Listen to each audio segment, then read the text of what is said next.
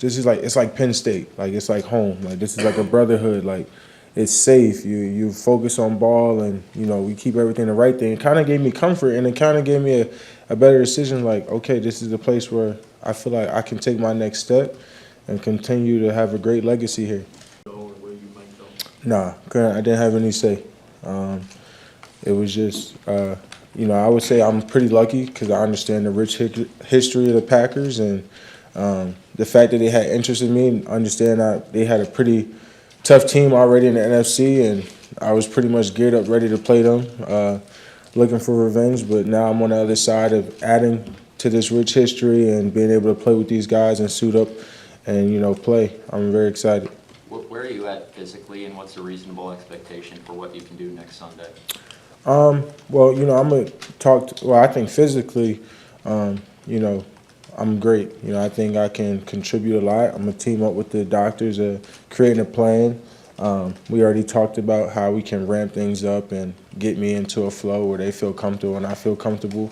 But, my plan is to be here. They didn't give up what they gave up for me to sit on the sideline. Would it surprise you to learn that Jordan Love was much better than you thought last year, but you didn't even realize it because he's such a warrior? What if I told you that Jordan Love suffered a sprained MCL in week 1 that was supposed to put him out 3 to 6 weeks, but he returned to practice just 12 days later? And what if I told you that he played through that injury, and while he played through that injury, he then injured his groin in week 7 and played through that injury as well? And what if I told you that he was either injured in-game or on the injury report in 8 of the Packers' first 9 games? And what if I told you that in the other 9 games when he was actually healthy last year, Jordan Love recorded plus .24 EPA per attempt, 51% success, and 8.4 yards per attempt? And what if I told you that those numbers ranked number 3, and number 4 respectively in the NFL last year? And that's not even accounting for the fact that Love's receivers had the highest rate of receiver error causing incompletions in the NFL last year. And what if I told you that even factoring in the games when he played through knee and groin injuries, he ranked number 4 in yards per attempt and number 5 in EPA out of every quarterback last year on early downs? Man, I bet you didn't know these numbers. It is time to put some respect on Jordan Love's name. Let's see what he cooks up this year. Micah has had 14 sacks one time in his NFL career. That's his high, 14 sacks. I feel like we're making a lot. We're making a lot about a player who I feel is probably a tad bit overrated. I'm going to get crushed for saying that. Ooh. And we're making a big deal about Dallas trading away Micah Parsons. Do me a favor. What have the Cowboys done in the 4 years that Micah Parsons has been there? Go ahead. Somebody help me out. Anybody. I'm waiting. Nothing. I mean, they haven't won a playoff game, right? Right. We're in the middle of the offseason, but Shams Charania still believes that Giannis could leave Milwaukee. He went on Get Up, he went on First Take, and he went on ESPN Milwaukee to talk about it, despite Giannis saying this a few days ago. I got drafted, I was excited, somebody came by, I was like, hey, can you give me an autograph? I was like, yeah, sure. GA, and then I put the Kumpo, basically. I did it a couple times. Maybe I did it the first, I don't know, maybe 1,000, first 1,000 autographs that I gave away. And then I was like, no, I can't be doing this for the rest of my life. I want to have a long career. I'm going to play 15, 20 years in the NBA. I can't be doing these autographs. So all in Milwaukee. So I had to stop. Obviously, Giannis, your guy, he's in a lot of the talks. He's in a lot of the rumors. He hasn't publicly said he wants to trade. He hasn't asked out yet. Have you had any dialogue with him? Have you had any conversations with him? Any inkling of whether he wants to stay, go? What's kind of his vibe right now? Like I said, man, it always go back to the point of me saying that I just feel like he bleeds green.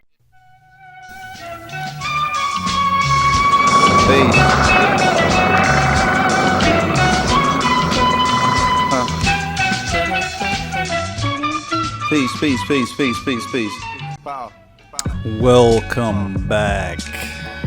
10-minute pod.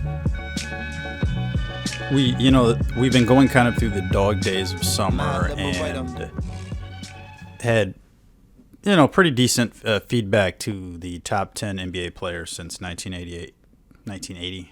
What did we end up saying? 1985. The top 10 players since 1980-ish. pretty good feedback to that one, but there's nothing going on. It's kind of the dog days. It's kind of been a bad summer for me personally. Not as bad as some, but it's been kind of a rough summer, and hasn't been a lot to talk about. And so, generally, kind of what makes me want to get on the mic for a minute is either talking to the fellas or just kind of Bucks games or what's going on with the Bucks, and frankly, kind of complaining about the Bucks. And so all that went away, and there was a couple opportunities the last couple of weeks where I was like, I'll get on here and do 5 minutes about this or that. So saying all this to say, I have backlog of takes, but then Micah Parsons happens, right? Frankly, I'm just all in on the whole thing. And so I was thinking about the Brewers like a couple of weeks ago, and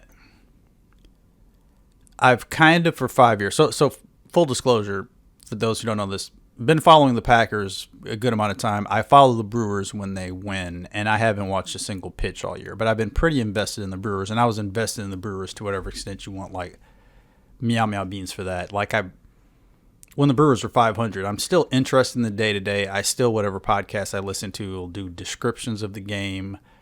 But I could probably name like 5 Brewers.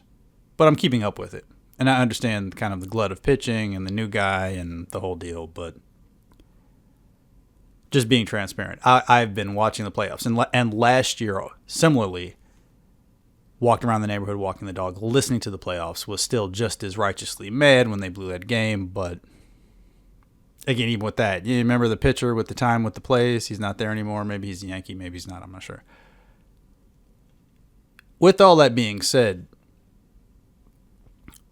personally, like, I understand. I have an ignorant. Actually, the word is ignorant. I have an ignorant anger towards Brewers fans who are mad simply because if you look at, like, the Brewers have been just so good for so long from afar. High probability that I'm wrong about this, but you see the, like, Lynch Adonacio type stuff. It's always been my inclination. So how this ties into the Packers for me. I've always really liked the way the Packers get down, which is like every 5 years, nobody's thinking about them and they just swing for the fences on a guy. And for like a blue chip to like a B plus to A plus kind of player, right? So obviously Reggie White, Julius Peppers. Who am I forgetting? Like low-key, Andre Rison is another guy kind of in that mold where it's just like all of a sudden, hey, we think this guy can put us over the top. Oh, Woodson. Yeah, obviously. So those kind of level of guys, right? Like this guy's really proven himself, and maybe he's on the other side of 30, which Micah Parsons is not. But yeah, obviously, there's not a whole lot I can add to this. It's very exciting. I think I'm probably more Jordan Love positive than some of y'all. But I don't think, I think there's a lot of people trying to, polarize. A lot of national people are polarizing it by doing now, it's Super Bowl or bust now. It's not Super Bowl or bust, but it's a market improvement. And then factoring in also, here's what I say. If you want to be a jerk and be like, it's Reggie White or bust, well, Reggie White's basically top 3 defensive player of all time and maybe the greatest. So, but if he's Clay Matthews, which I think is what Packers fan want, just like an actually disruptive kind of runaround kind of guy, kind of a defensive end, kind of a 3-4 linebacker, that kind of guy. It's exciting. And I personally, just kind of my personal inclination for free agents, like going back to Horst, I think you play stuff, you try to make general smart choices that have a good chance of being a little bit better than a coin flip. You make plays that you think will improve your team around the margins. And every once in a while, you have to pull all your chips on the table and say, we're going to take Drew Holiday, even though we're giving up a lot. Well, we have to give up a lot for Dame Lillard. You have to identify the possibility of a big gamble, not a gamble so much of the talent, but a gamble in the sense that we're going to trade everything for it. And actually what kind of doomed the early LeBron career, what doomed it was them just mortgaging the future for just very marginal players every single trade deadline. As if like the world was going to end at the end of the season, and they just kind of kept doing that. I don't like that as much. And obviously there's a million things you can be critical with Horst with also, but just this is kind of what I like. I've never been a fan of the baseball model because the nature of the talent in baseball is just so transitory. Like, you learn some new guys with Spanish names that are coming from the Dominican or whatever, or you hear about a draft pick, you hear about all these guys, and then you learn to love these guys, and by the time that you learn to love these guys, it's like they're not good anymore, or you traded them for a pitcher who you're not sure if it pans out. Even kind of the nature of like trade deadline stuff in baseball, where it never seems like you're trading all your prospects for like a guy who you're trading all your prospects for a guy for a rental for like 3 months. And it's not even like you're trading all your prospects for a guy that's going to have like a year and a half, and maybe you have to trade him the next year. It's always like, do you want to mortgage the possibility that you have Roger Clemens or whoever on your bench in your farm system? Like, it's like a true mystery to me. Like, for people who don't follow it like me, it's like a true mystery box where it's like, hey, we got this other guy, we got this other guy whose name might as well be Pablo Sanchez, who's in your farm system, and do you want to trade them all for this other guy who's like hit 30 home runs this year? And it just kind of, but I'm more conservative financially in that kind of way, so it just I never liked the idea of like, you could be making a huge mistake, but maybe you're all in. And so I do think, though, if you like are the kind of true fan, which I'm not, who goes to 81 games and watches 162 games, I would only imagine that you have a better sense of what is appropriate, or you watch the team for a longer time, so you're more intimately aware of like the problems and why we need to go all in. It just seems to me that every single year Brewers fans are like, go all in. And that's kind of, I'm always a little bit skeptical of that. Much more better for the Packers to kind of draft sort of poorly and randomly have the greatest quarterbacks of all time, and then like every once in a while take a big swing on a Julius Peppers kind of guy or a Micah Parsons kind of guy. So again, not great analysis, but it's like I can't get on the mic and not talk about it, like, 'cause it's super exciting, right? And frankly, like, we can all agree the Detroit people are getting kind of chesty at this point. Like, it was cute for a half a season. And what would it take, for those who still live here, or maybe we're already here, what would it take to really hate Detroit the most now? Like, my whole life, it felt like you felt good hating the Bears and you hated hating the Vikings. Like, you actually hated the Vikings, but like, the Bears are your traditional rival and you get the best of the Bears, and so it's really fun. Plus, sometimes you can like catch like Chicago radio, 670 and 1000, ESPN 1000. You could catch it, so like their misery is sweet, whereas the Vikings were always so good and unpredictable. Like, you actually hate the Vikings the most. I wonder, so at what point will you guys hate the Lions the most? Would they have to win a Super Bowl first? Would they have to become even more annoying? Because I guess I just know more Detroit people. Like, I'm inching toward hating them the most. I think the last time I got on the mic, I didn't talk about Cole Anthony, although I think we had him at that point. I'm excited. I mean, I'm excited for all these kind of pretty good guys. I'm hoping.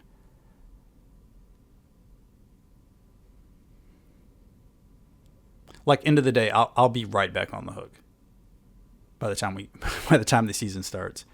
And my early prediction is 57 wins. So go ahead and laugh at that now. But I think the Bucs are going to be really, really, really good, because I think we've gotten rid of all the old players. And I think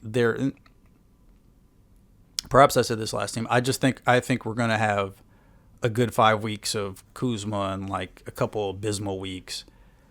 And I'm sure, I think he's just a roller coaster kind of player. If we had a good coach, or even if you want to say if we had a very good coach at this point, you'd be like, hey, you're just going to do the stuff that you're good at. I think what I've heard stupid Bucks fans say is we're sick of the layups. I don't think you need to remember Drew Holiday to know this. I think this is just like logical. This should be kind of intuitive. He has good footwork. He makes good moves. I think he was trying to do too much. You have to let him slash.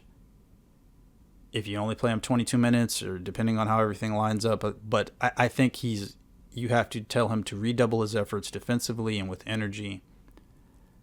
There were a couple of times last year where I felt like maybe he didn't give the ball up on the break to Giannis exactly like I would like.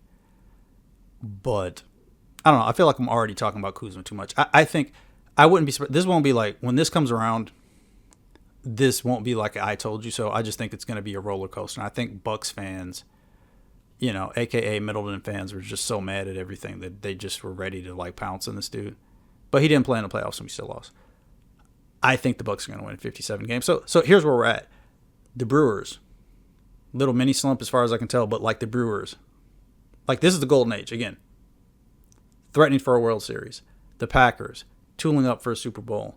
The Bucks are going to be way better than everybody thinks, and a whack East. So that's what I'm looking forward to.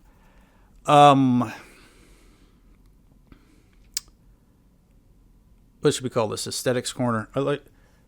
I'm well aware that nobody cares. Micah Parsons is wearing number 1. I think Golden is wearing 0. This is a disgusting abomination, and I'm going to hate to watch it every week. But it is what it is. And, of course, the solution is just as... again, I'm sure this would need NFL approval or whatever, but we just have to accept that we live in a world where there are cool numbers and there are uncool numbers. And 1 and 0, you could argue, are cool numbers in a vacuum. They look stupid on bigger players. I just want some consistency in the visual branding, which is all I talk about. So the solution for all of this, and certainly for the Bucks who have retired way too many numbers, and we keep running into this, like every Bucks player has to be 7 and 21. Like, what are the cool numbers? Because I think 3 isn't retired, so like everyone wears 3 or 7 or 21. What are the numbers? Yeah, because what would be the Bucks have? 1 retired off the top of my head. 1 is retired. 2 is retired. 4 is Moncrief. That's retired. Those are great numbers. So 5 is available too, right? So 5 is a pretty cool number. 5 is available. And obviously we know 33, 34 might as well be retired, although, with the Ray thing. So it's like all these numbers are retired. Who else am I forgetting? Brian Winters, 32, right? 32, another cool number. Gone. So the fix to this, and all leagues should adopt this, is you just reissue those numbers. And you have a little cartoonish kind of patch, or you have a patch, or, some would argue you could say just Ray Allen. But I think of like a cute little cartoon applique or a patch on the jersey that says, Giannis, you're great, but you're wearing Ray Allen's number at this point. Or... So you let Gold. I guess it doesn't matter Gold, but like all the receivers should be wearing in the 80s, in my opinion. And nobody agrees with that. I don't particularly care. So you let him wear 92, and then he just has a Reggie White patch on it because it's Reggie White's number. If he wants 92, if he identifies more as a linebacker, and again, this is like putting ketchup back in the bottle. They're not going to do any of this, but they are going to run out of numbers. If we could at least agree. If you're like, I wish he would shut up talking about this, I think we can at least agree, if you're not a psycho, that like, you don't want to see 3 digits, do you? You madman? Do you want to see 3 digits? I hope you don't want to see 3 digits. Micah Parsons wears number 100, right? And so then you just have to reissue these numbers. So like, if you're the hot safety for the Niners draft a great safety, or they acquire the best safety in the game, then he gets to wear 42 and is just a Ronnie Lott patch on it, and he's wearing Ronnie Lott's number 42, and that's what you do, and that's the way you honor like the old players, by being like, we're reissuing this new great player this jersey number, and everybody knows what it is, and that's the way you keep the continuity to the past. Because again, when we watch sports, we don't want to feel like we're just watching an individual game. We want to see that this is tied, that we're watching another chapter of a book that we've been reading since we were 5 years old. We're reading the same book as Bears Packers again. And I just think that's more appropriate. But that's what they should do. Now, I had a bunch of Cracker Barrel takes, like 4 days ago, when I was thinking there's just been nothing to talk about sports-wise. And then Cracker Barrel Cave, but again, that ties into what I've also wasted a bunch of time talking about just now, which is like branding matters, right? Branding matters. People, there's a reason that people care about stuff, which is why the Packers should have never put on white helmets, but I digress. So now, 60 minutes into this joint, I have some backlog takes. What should we do? I got some stuff written on a piece of paper. Do you want top 5 fast food places I got beef with currently, or you know what? We'll go. This is evergreen. We'll go top 5 movie takes that nobody cares about. Top 5 takes that I haven't basically broken out at any point, because I have that too. Quarterbacks were the smart ones. That's right. Ooh, he hasn't shaved. But it hurts. Another foam shaver. Hey, he didn't know about Edge Pro Gel. New Edge, Reg? This is New Edge Pro Gel, and it's a moisturizing formula, so it protects better than the foam. It doesn't hurt. Would I let you get hurt? New Edge Pro Gel. Save your skin. All right, and now he is beautiful, just like me. Okay, we'll give you a free take. Honorable mention take. They needed to kill Tom Cruise in Mission Impossible. Maverick came out. I don't know that they thought Maverick would be this much of a phenomenon. We're all aware that Maverick was a phenomenon. They hint the whole movie that he's going to die there. It would be some kind of symmetry there, although, of course, Val Kilmer died shortly after. They knew Val Kilmer was going to die, so they had the Iceman character die, plus he couldn't speak. Everybody understands all that. The beats and what we've kind of come to understand for the late stage McQuarrie kind of stuff in Mission Impossible, he needed to die in one of those 2 movies. And whatever else they kind of did, again, we've seen it, like, you can only almost drown yourself. You can only, like, it's really, really impressive.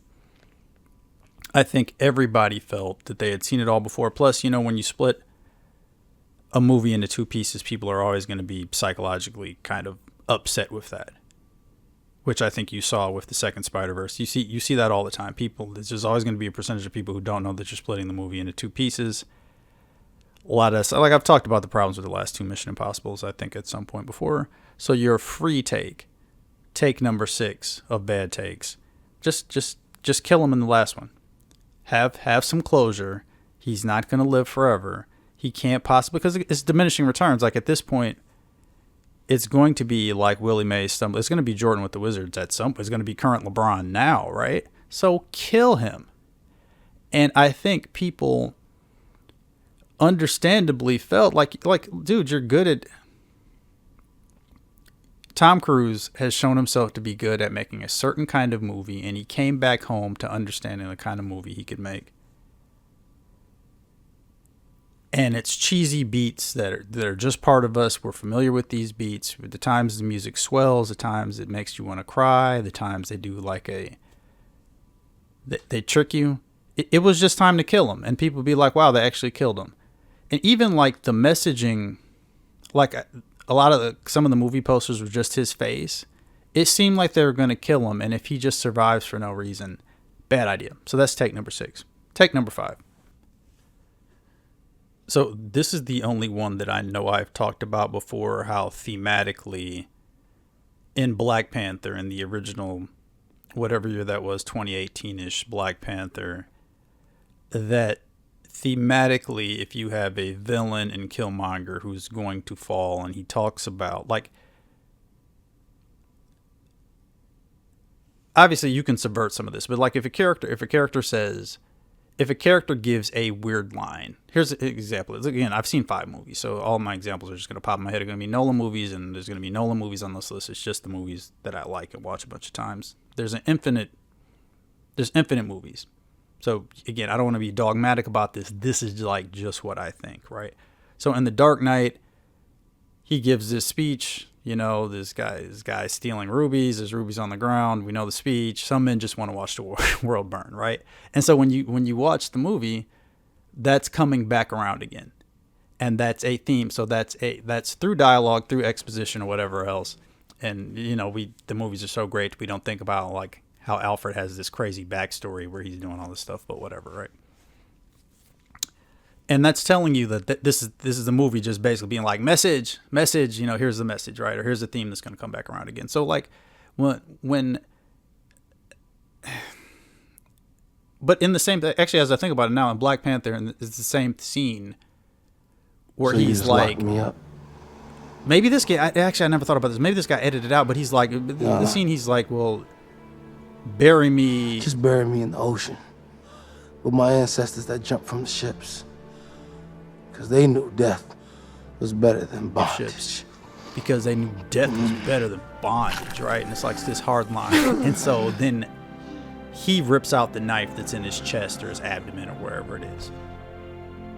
So he dies in the subway station, in the futuristic, bad CGI subway station. They take him 1 billion miles up an elevator to the top of a mountain so he can die on top of the mountain. So thematically, it's just better if he dives off the mountain, like at the end of Crouching Tiger, Hidden Dragon.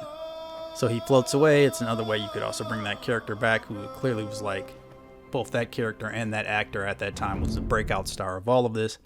That makes sense. None of that is the take, because I've already given that take. I think that's like my favorite take just about. And there's another very similar Marvel take somewhere on the list, if I remember the list. That's not my list. That's not even what I'm talking about right now. The actual Black Panther ending scene features the most egregious 8-year-old travel I've ever seen, and which means like Coogler and all these people are part of the problem. Like somebody passes around and it's like, hey, I can dribble through the legs, and then somebody else is like, hey, watch this cool move, and they pass it to a kid, unguarded, an unguarded child who no one's there. And he still decides to like do a double gather, travel, and then shoot the ball with 2 hands. On a hoop, by the way. Like, I would guess that maybe this is in Atlanta, but because it's all like so pro Oakland, maybe this like is a location that has some meaning to the director or whatever else. On basically like a Huffy hoop that you would never see. First of all, you would never see in the hood. You would never see without the rim being bent. And maybe if it's like, the only time you see a hoop like that up anywhere if it's like a daycare center. Or just some locked, enclosed private property. That's not a public outdoor hoop, which means they're just in front of some building somewhere else in Atlanta, I would guess. But just a disgusting, like, do better. Just, I hate that. So every time I see that, I'm like, he didn't have to travel. He wanted to. It was like everybody else did a move. I'm going to do the travel move. And it's, again, I weep for the youth. So that's take 5. Bad movie take number 4 isn't even really a take. It's just kind of more of a question. People have noticed immediately and then through the years with Dark Knight Rises how bad the Marion Cotillard death scene is.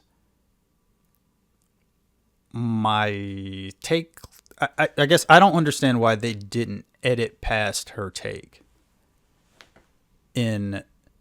Is it just poor editing, or what happened there that they not notice that it was bad? Because they could have just cut to a reaction and then cut back with their eyes closed. The problem isn't her line delivery, and the problem isn't like after the death. The problem is the weird spasm, the weird like 1 second spasm in between. And it would just seem like you could have cut to a reaction shot in a similar manner to how like, obviously, you don't actually see the Joker kill Gamble, Michael Jai White's character, right? You don't see it because of rating reasons. We don't want to see it. Plus, just it's got to be a PG-13 movie, so they cut to the other guy reacting to it. He says, "Why so serious?" And they cut to the reaction. So you think she could have been like, "It's my father's vengeance," or whatever the line is, and it's just my father's work is done.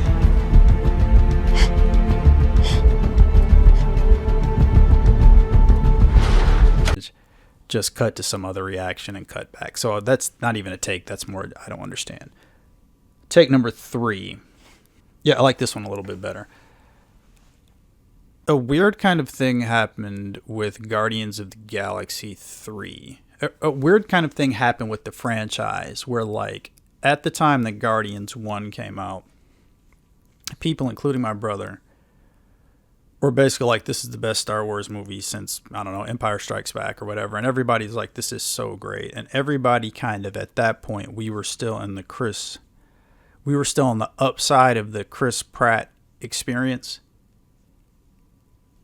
And everybody, like, so, like, the actual argument was like, in a kind of way where I feel like Winter Soldier now ends up higher than I like it, is like the highest, like, because you'll see Winter Soldier as high as like 2 or 3, even though like all the characters aren't in it, just because people like that one more than me. Like I'll take the team up ones and the better ones. But like Guardians was thought so well.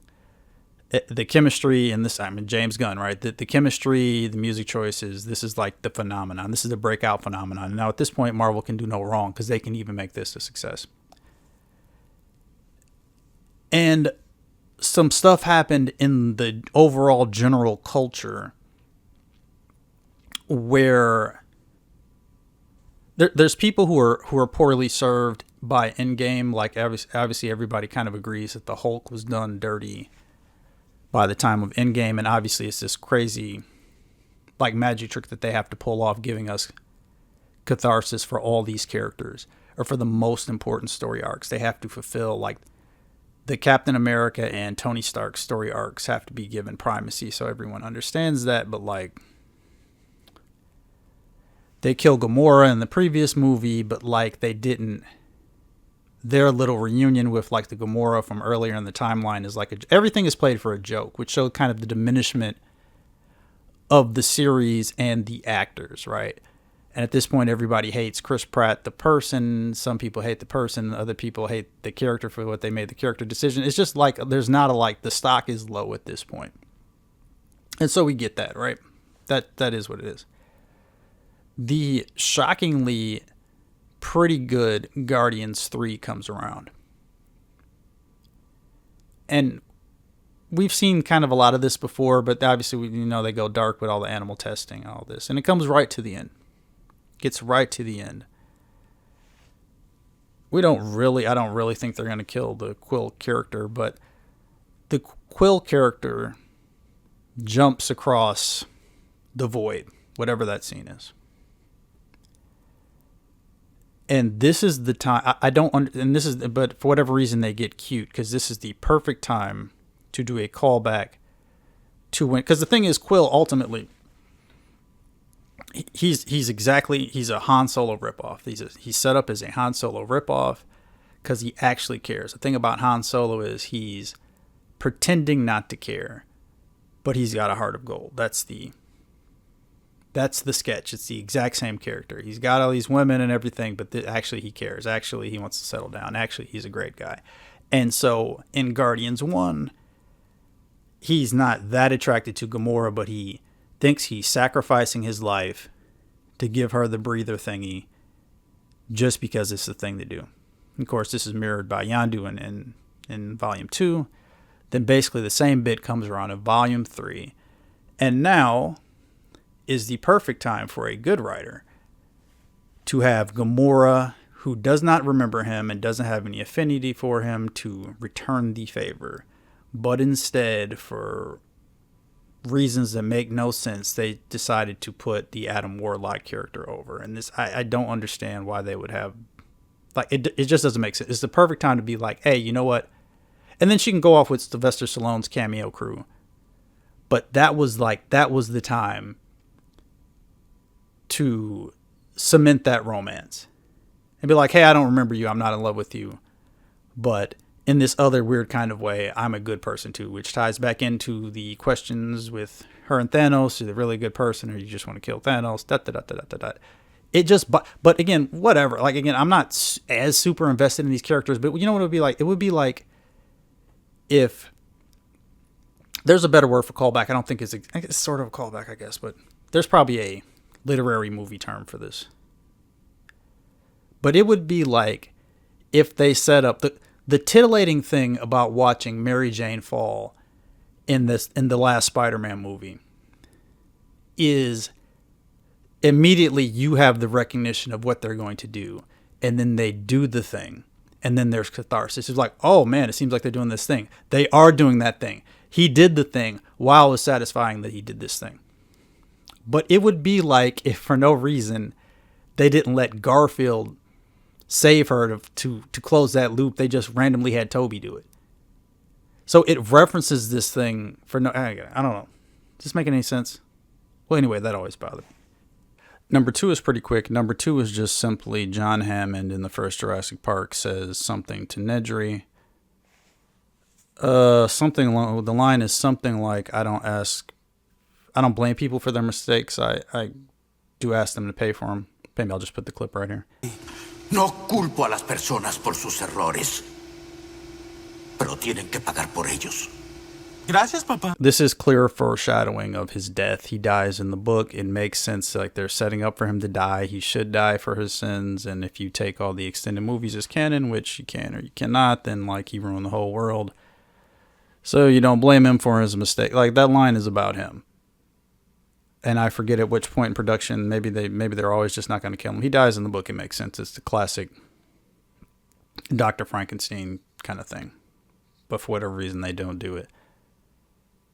For Spielberg-y kind of reasons. Sorry, I got distracted right there. Thanasis Antetokounmpo back with the Bucks. That's a fun story, to be sure. I don't want to get in. I don't want to go down a whole path at that. Thanos is back. I have always found him to be an amusing hype man kind of presence. His antics and kind of Bucks nets kind of goaded him forever as just kind of an amusing little side story to all of this. And certainly, as we've documented, definitely a real one for taking that COVID test, for swapping his COVID test with Giannis so that Giannis could beat the Suns. So for that anyway, statue. By the way, side point to the side point. I forget if it was a YouTube video. I forget which was the most recent bad statue, and somebody made... There's certain points that are kind of obvious that your brain knew even though you didn't notice, that like basically the statues are just like sort of 3D printed now, or people some kind of way AI them, game them up, and then, slap some metal on top. I'm sure that's not exactly the process, but that's basically what it's described. And that's why, like, when you see old busts or old statues, so it's like everybody gets a statue now and they all sort of look like AI, or they all sort of look like there's like, so apparently the tell is if you have someone who's an artist who doesn't have a lot of work, who doesn't really describe their process or document their process, some kind of way they're just gaming that, and that's why statues look so bad. But side point to side point. Number 1, what was I talking about? Movie takes. I don't know if this is a take. I think Bruce Wayne decides to let Rachel die.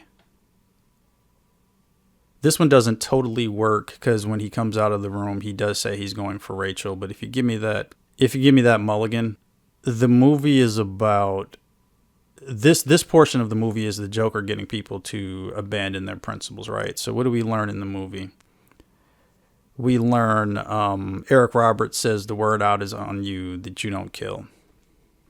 Whether he gets that from the Joker after the scene in the kitchen or whatever, Joker's trying to figure out what his deal is. So he says in the interrogation room, the way you threw yourself after her, he realizes that some kind of way he has a connection to Rachel. Similarly, like, so he's got, what can Joker, like Joker's got powers over time and space. And it's been said a million times that there's no way Joker could have set all these traps and done all this stuff at the same time. Sure, but in the language of the movie, Joker's just planning all this stuff out. It doesn't really have to make sense. You feel it, right?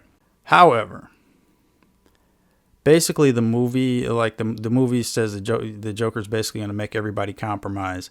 He sees that Batman, because he doesn't know he's Bruce Wayne at this point, or I guess at any point, I don't know. But basically, he comes to see this. He throws himself after Rachel, and that Dent takes the rap. Dent pretends to be Batman, so he understands that, and so he presents I don't need to do like 20 minutes on this. So he gives him a choice, right? The movie makes more sense and is more interesting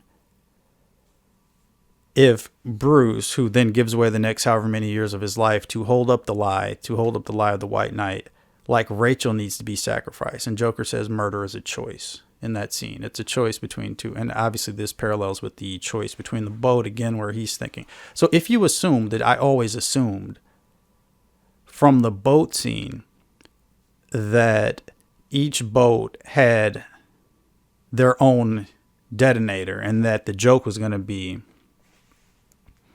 This take is premised on you kind of saying that Batman has gained an understanding of Joker and Joker has gained an understanding of Batman. I always assumed that they would have their own detonator, and the joke was, okay, the rich people blew up their own boat, or the prisoners blew up their own boat, and that's kind of the point.